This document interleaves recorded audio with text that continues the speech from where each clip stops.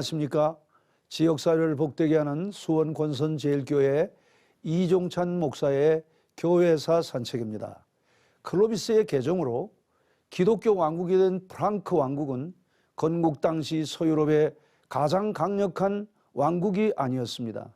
당시 프랑스 전 지역은 갈리아와 스페인의 광활한 땅을 지배하는 석고투 왕국이 서유럽의 가장 큰 왕국이었던 것입니다.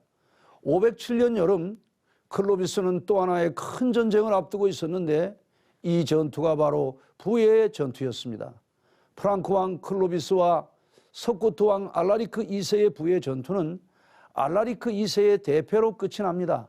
이 전쟁의 승리는 갈리아 대부분 지역을 프랑크가 차지하는 결과를 낳게 했고 저들 석고투는 피레네 산맥 넘어 스페인 땅으로 만족해야만 했습니다.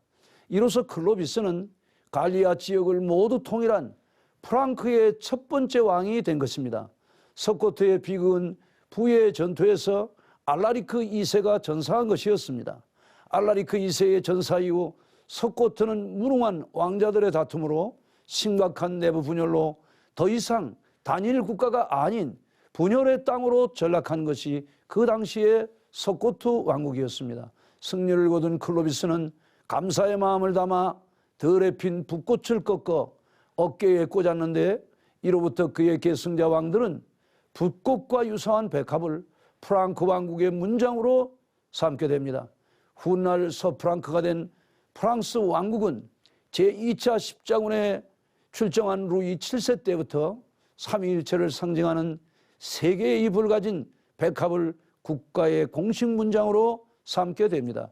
클로비스 왕은 유럽의 기틀을 잡는 2가지 유산을 남깁니다.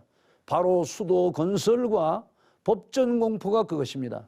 그는 세느강 언덕에 성을 쌓고 왕도를 세웠는데 이곳은 고대 로마 때의 루테시아 파리시오리움이라고 불리던 곳을 클로비스는 파리라고 불렀던 것입니다. 클로비스 이후 후대 왕들이 아웬으로 수도를 옮겼지만 그럼에도 파리는 프랑크 왕국의 중심이 되었고 오늘까지 역사의 중심 도시로 남아있는 것입니다. 한편 클로비스의 왕후 클로텔레는 많은 자손으로 백성들에게 자애로운 어머니로 존경을 받았고 502년에는 파리의 베드로와 사도 바울을 위한 사도 성당을 세우게 됩니다. 후일 이 성당은 클로틸레 왕후의 조언자 주누비에브라는 존경받는 백성들의 교사였던 성녀가 묻혀서 생 주누비에브 성당으로 불리게 됩니다. 507년 클로비스는 자신의 왕국을 야만적인 데서 탈피시키면서 법치 국가로서의 위상을 세우게 되는데 이 법치 국가의 초안이 된 것이 살리카 법전이었습니다. 주로 형법과 소송법을 많이 다룬 이 살리카라는 말은 클로비스의 출신 부족인 살리어의 라틴식 발음입니다. 이 법전의 특징은 다음의 조항에 있습니다. 그 조항은 프랑크의 모든 영토는 피리 여성이 아닌 남성에게만 상속된다는 것이었습니다. 이는 남성에게만 상속권이 있다는 차별 조항이 돼서 프랑크 왕국에는 여왕이 존재하지 않는 단초가 되었습니다. 또한 국토를 장자 승계가 아닌 왕자들에게 나누어 물려주는 법이어서 왕권이 형식화되어 왕국이 동프랑크, 중프랑크, 서프랑크로 나누어지게 된 것입니다.